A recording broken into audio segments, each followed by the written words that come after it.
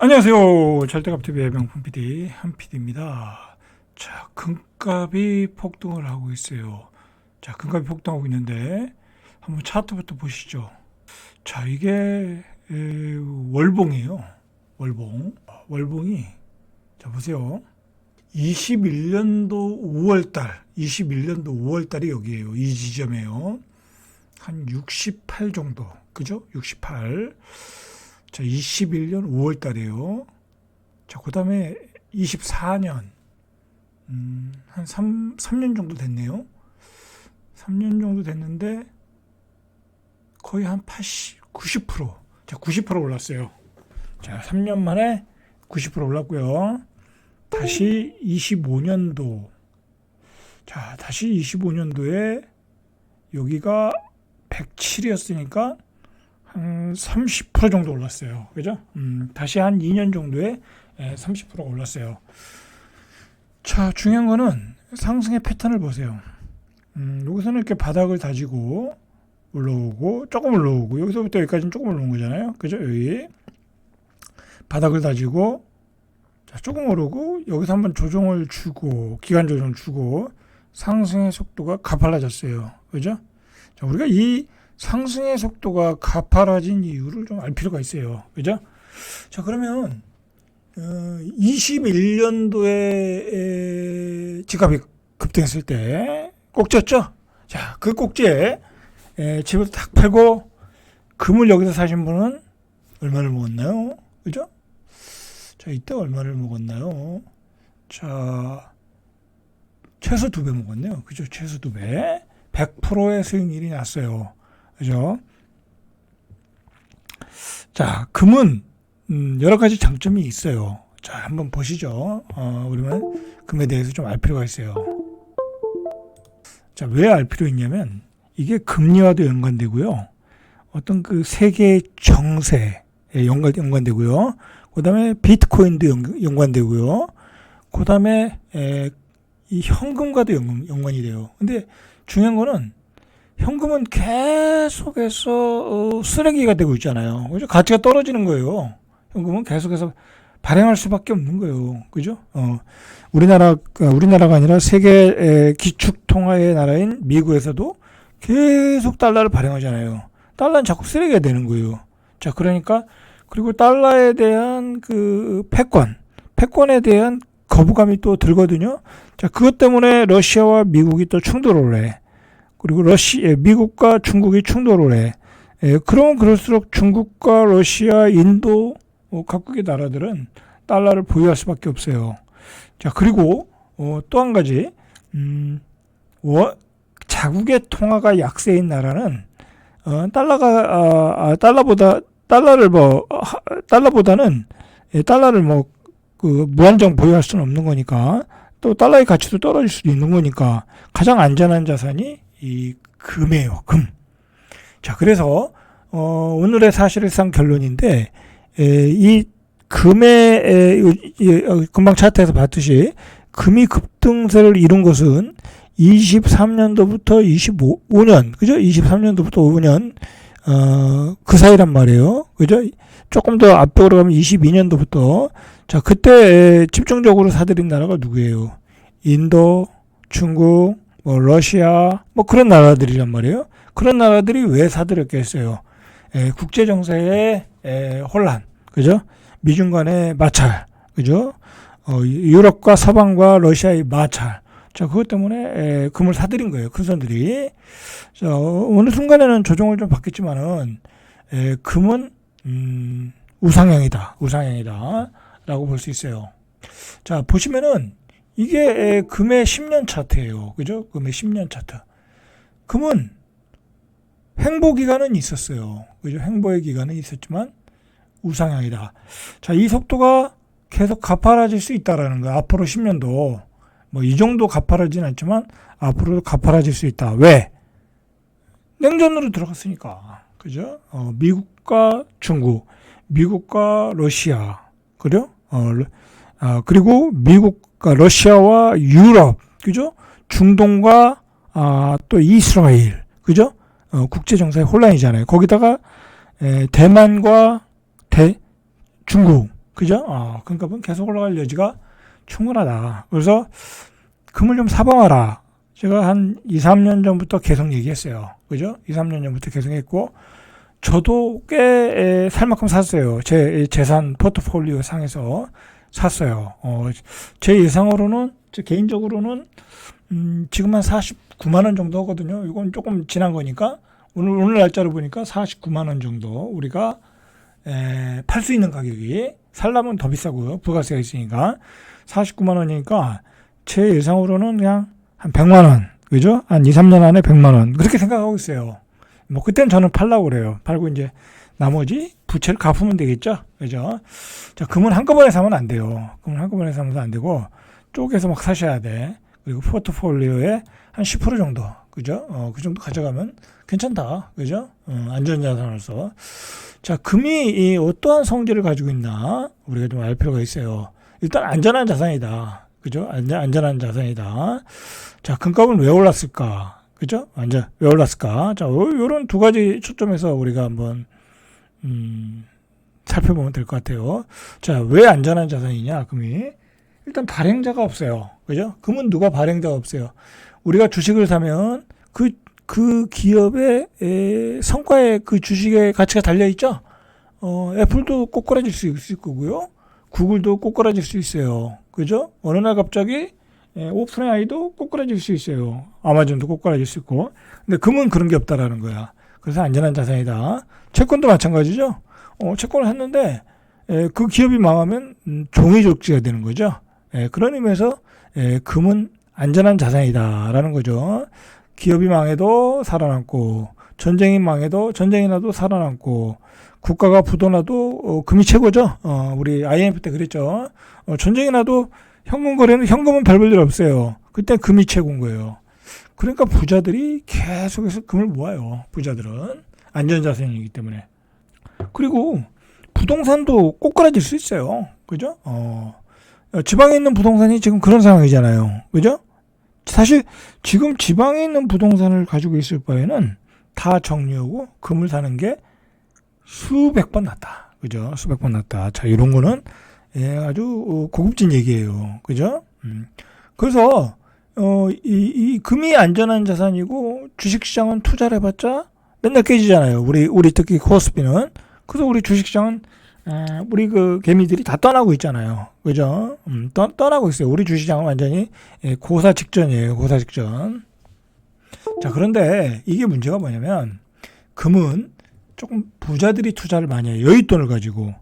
여윳돈이 없는 사람들은 금으로 잘 손이 안 가요. 그죠? 언제 이게 부자가 되느냐? 이거 사서 모아서 언제 부자가 되느냐? 그러나 제 주변에 부자가 된 아주 무슨 수백억대의 부자가 아니라 몇십억 정도의 자산을 모은 부자들을 보면 평생 금 투자를 잘했어요. 평생 모으더라고요. 그리고 팔지도 않아요. 금은 파는 게 아니에요. 모아가는 거지.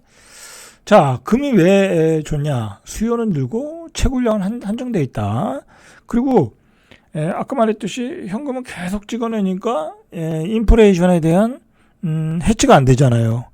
현금은 내가 가지고 있으면 계속 가치가 떨어져. 그죠? 가치가 떨어지는 거예요. 그렇다고 금리가 올라가는 것도 아니고 그거에 대한 대안이다. 그리고 매년 새로 채굴되는 금의 양도 대체로 일정하더라. 연 2,500에서 3,000톤. 석유처럼, 원유처럼, 여기, 저기서 원유, 발굴해가지고, 더 생산할 수도 없고, 그죠? 금은 그게 안 돼요. 금을 가진 나라는 한정되어 있는 거잖아요. 그죠? 그리고 양도 한정되어 있을 거야. 그죠? 그리고 금도 이게 산업재로 막 쓰잖아요. 소비가 된단 말이야. 그죠? 금은 부족할 수밖에 없어요. 한정된 양과 그리고 소비되는 양이 훨씬 많다라는 거야. 그죠? 재테크로 우리가 모으는 거야 소비가 안 되지만 유통되는 거지만 그러나 이 산업재로서 많이 쓴다고 하면 그건 소비가 되는 거잖아요. 그죠? 그렇게 생각하시면 된다. 자, 그러나 금의 단점도 있어요. 생산성이 없다. 특히 워렌 버핏 회장님이 가장 싫어하는 게 금이라고 그래요. 왜? 금을 가지고 있으면 배당을 안 주잖아요. 그죠? 배당을 안 줘요. 이자도 안 주고. 그래서 그냥 금속 덩어리에 불과하다. 그죠? 그래서 워렌 버핏 입장에서는 투자 가치가 없다. 뭐 이런 사람들은 수백조를 굴리는 사람이잖아요. 그러니까 금 투자해가지고서는 뭐 재미가 없는 거죠. 뭐 수백조 투자했는데 배당이 안 나와. 이 사람 입장에서 그렇게 생각할 수 있는 거죠. 그러나 우리 일반인 입장에서는 뭐 맞지 않는 얘기예요, 이 얘기는.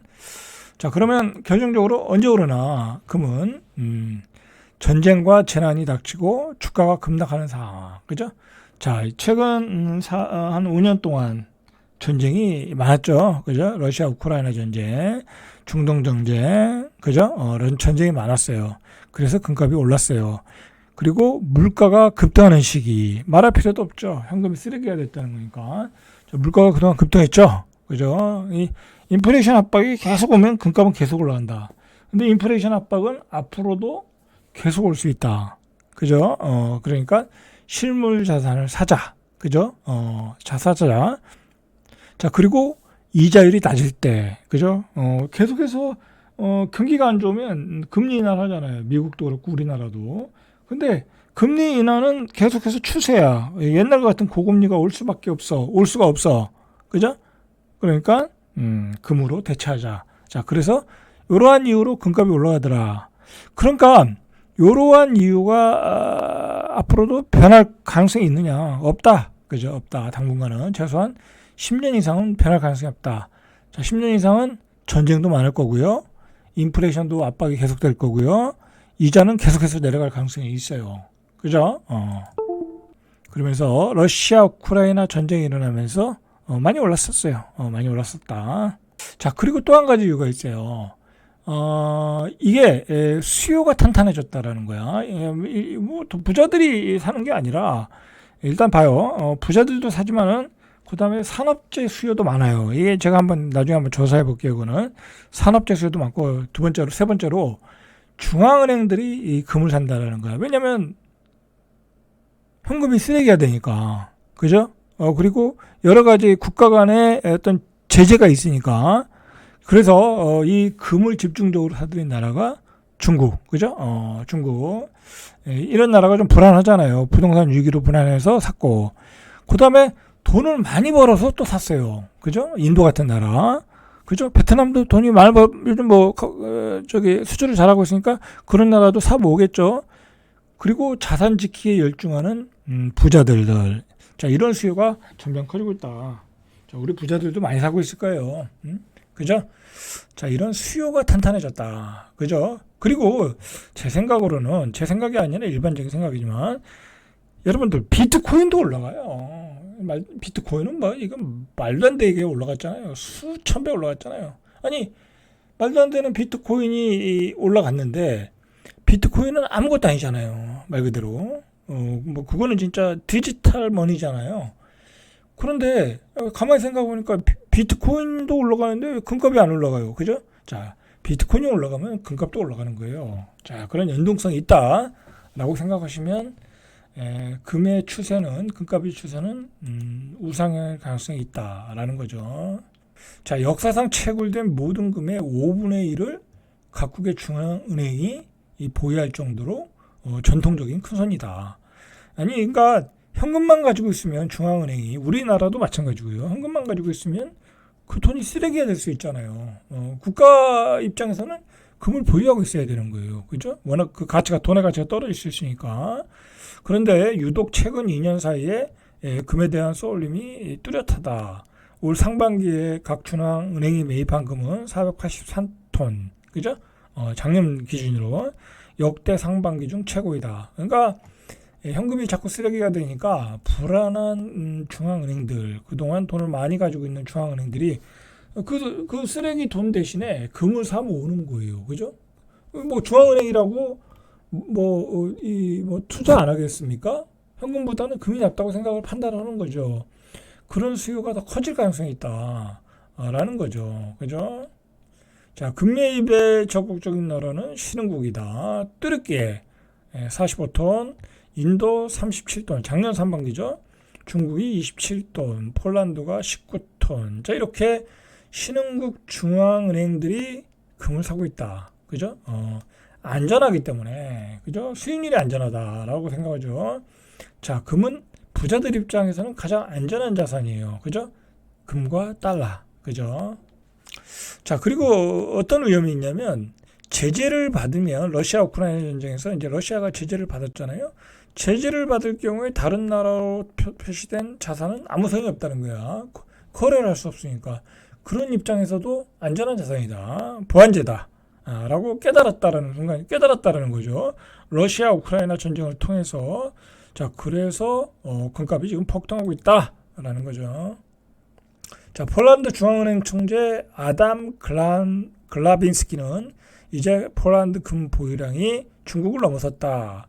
외환 보유고의 20%를 금으로 채울 거다. 현재는 14.9%. 그죠? 자, 이렇게 은행들이 금을 선호했다라는 거야. 예전엔 달러보다. 그리고 예전에는 이제 미국의 국채를 좋아했는데, 자, 미국의 국채가 자꾸 쓰레기가 되고 있잖아요. 그죠? 그래서 한 20% 정도, 그죠? 20% 정도는 금으로 대체하고 있다. 자, 인도와 나이지리아 중앙은행도 올해 각각 영국과 미국에 보관해왔던 금을 자기 나라로 회수한다. 자, 각국의 중앙은행이 금리 인하 기조로 돌아서면서 방향이 바뀌었고, 금리가 낮아지면 채권이 매력이 없어지는 거죠. 상대적으로 금의 수익률이 좋다. 자, 그러면서 금이 2000년대 이후에 미 연준이 기준금리를 끌어내렸던 시기 2001년, 2007년, 2019년엔 금값이 어김없이 상승세를 탔다. 자, 미국의 금리를 내리면은 금값이 올라갔다라는 거죠. 채권 대신에 그걸 산다라는 거죠. 자, 트럼프의 정책은 끊임없이 금리 인하를 할 거예요. 그죠? 그럼 금값은 상승이다. 그러니까 금은 언제 사는 게 좋겠어요? 금리가 올라갈 때 사는 게 좋은 거죠. 그죠? 금리가 그땐 떨어질 거 아니에요. 반대로. 그죠? 자, 보세요. 금값과 국채 금리의 이 연동성을 보세요. 그죠? 자, 이게 금값이고 이게 금리죠.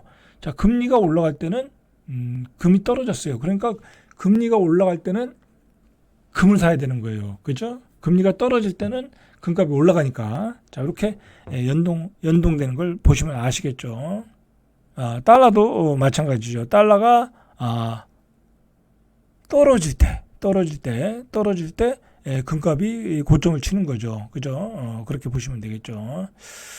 자, 여러분들, 금은 가장 안전한 자산이고요. 앞으로도 제가 생각하기에는 강남 부동산보다 나을 수 있어요. 여러분들, 지금 예를 들어서 50만 원이야. 그러면 이 금이 한 돈에 100만 원 가는 게 빠르겠어요? 아니면 50억짜리 집이, 강남에 50억짜리 집이 100억이 되는 게 낫겠어요? 그죠? 금이 더 나은 거예요. 그죠? 금이 더 확률이 높아요. 그리고 강남에 50억 집이 100억이 되면 무슨 문제가 있냐면, 살 때 취득세 내야죠. 가지고 있을 때 보유세 내야죠.